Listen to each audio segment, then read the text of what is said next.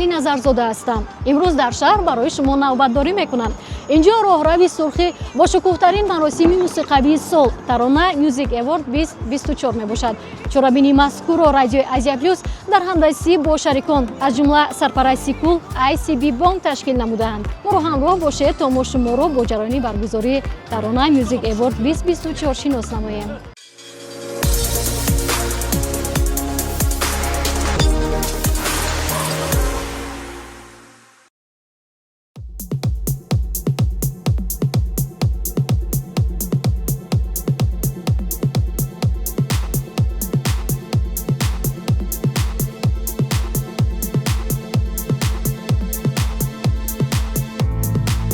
роҳрави сурх, ситораҳои эстрада ва мухлисони онҳо фазои маросими мусиқавиро хосатар гардонед.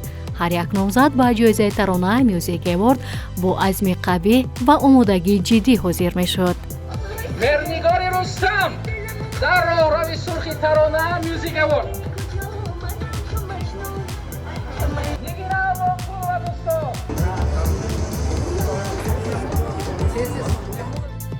Радиои Азия Плюс дар пай заҳмат ва кӯшишҳои зиёд тавонист дар ин мавсим ҳам як тантанаи мусиқавии солро ташкил намуда дили ҳаводорони санъату мусиқиро таскин бахшад. Тарона Music Award 2024 ин на танҳо як маросими ҷоизасупорӣ, балки ҷашни ҳақиқӣ ва пайвангари қалби миллионҳо нафар ҳаводорони суруду мусиқӣ мебошад. Азия Плюс ҳамеша ҷонибдори ҳунари боло аст ва имрӯз барои ҳамаи мухлисон як шоми бо фароғатро омода кардааст.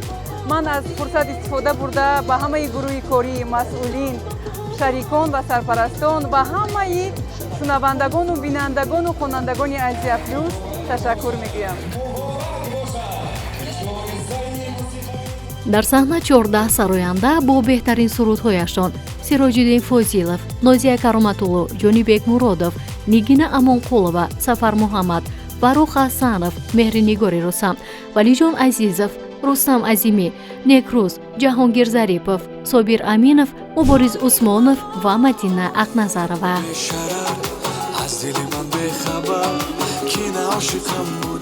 من از هزار فاصله ها نام تو را میگیرم میمیرم چشم و نگاه علاو بلاو در جان و دل آتش زدا این عاشقی دیوانه اند آب و غدا آب و غدا شب دیدی من کباب یارا چشمانی سیاد پشت ما را بیای بیایی یک بار بیایی имсол суруди кам-кам интихоб шуд, ҳамчун суруди беҳтарӣ. Воқеан ҳам суруди сол кам-кам буд. Аз кадом лиҳоз?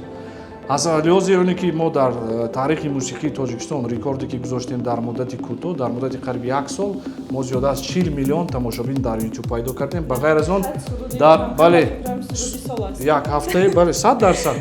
ҳафтаи якуми худе ки сурудам интишор шуда буд, мо дар чарти таронаҳои мусиқии Иттиҳоди давлатҳои мустақилам ҷои якум гирифтем ки инам ягон маротиба туҳол нашудааст.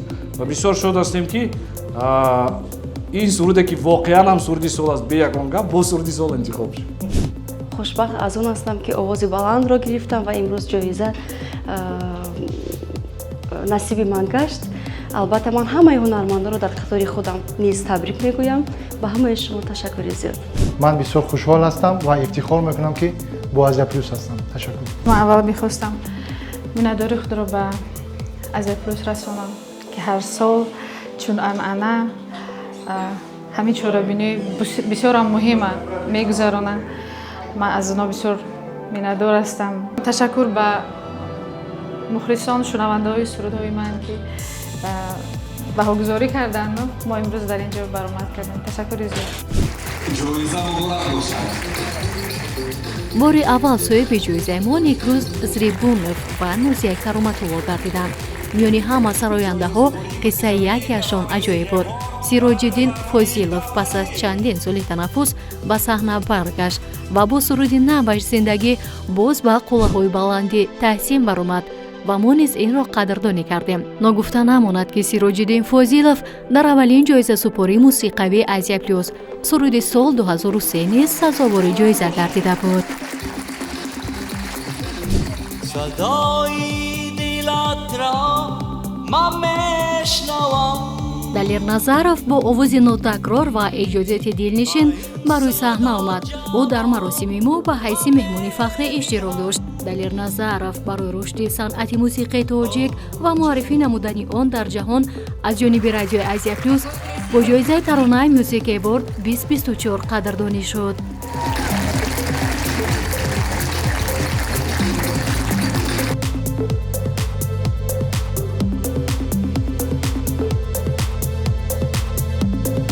برای مردم شریف تاجیکستان چی گفتنی هستم که بگذار آسمانی صاف و بی‌غبار باشد، دلهاشون بگذار همین خیلی صاف و بی‌غبار باشه، به یگان کینه و عداوت. شکرانه همین دولت، همین تنجی، همین امانی، همین راهبری که بسیار هنردوست و هنرپرور، همین چه بگم برای مردم یک خیلی ده. نسبت به سال گذشته این سال من بیشتر مخوف شد. میگم برای چی؟ برای اینکه یکم فاکتور масштаб калон шуд. Дуюм фактор профессионализми организация, профессионализми Азия Плюс боз хубтар шуд. Ва сеюмш ҳамин ки дамо чӣ бигӯм сарояндаҳои нави ки дар ҷодаи санъат нав қадамҳои хуб монда истоданд, ба мо сурудхонии бо садои зиндаро чӣ карданд? Чӣ мегӯянд? таъмин карданд. این هم یک دولتی کلان است. سال 2024 برای ما یک سالی نقص گذشت. محض همین سرودی تاتو یکم سرودی از ایجادیات ما شد که در دل مخلصا بسیار هم نقص شد. این یکمین سرودی در همین تاجیکستان بگیم در ژانر کانتری موسیقی. پیش از هیچ کاری نبود. ما گفتیم که ما می‌خوایم یکم باشیم در همین ژانر. مضمونی باید هر یک آدم در همین زندگیش یک واقعه میشه که هیچ که در کارش نیست، یگان آدم در کارش نیست، خودش هم و راهش. من فکر میکنم که در سال 2024 از سرودهای من مشهورترش همین سرودی الا الا بود. تشکر به همه مهربانی‌هایتان دوستان نازنین مخلصای عزیز. شما هستید که ما فعالیت میکنیم، ترانه‌های نو به نو ایجاد میکنیم. فضای ادانه و خوز پشت صحنه نیز احساس میشد. سراینده‌ها با هم صحبت میکردند و میسراییدند. از همه پر انرژی و با همگان زبان پیدا میکرده رستم عظیمی با تیمش بود. پس صحنه آنها یک فضای عجیب ایجاد کردند.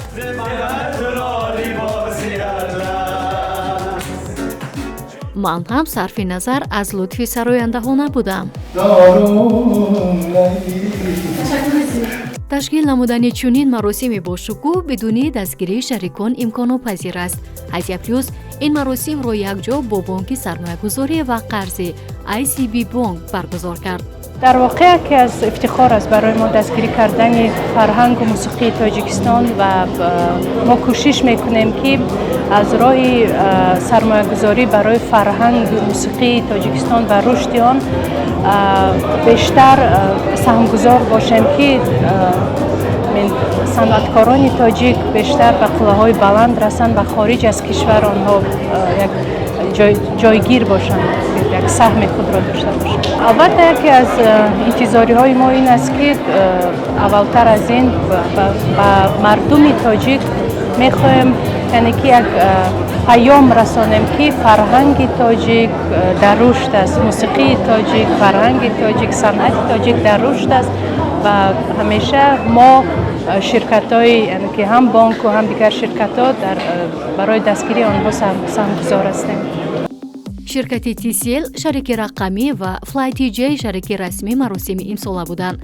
شریکان دیگری ما 55 گروپ، شرکت ارک صنعت با برند سانرایز، شرکت کوینوت افتو و مغازه گلفروشی گلی انار بودند. به خاطر چرابینی را باشد اجنسی محافظتی برس تامین نمود. ترانه موزیک اوارد انجام 6 سال برای تمام هنرمندان می باشد، زیرا محض اینجا زحمتی یک ساله آنها قدردانی می شود. تا موسم نو، تا ترانه دیگر، توی موج 107 FM رادیو آزیا پلوس ما را همسفر باشید.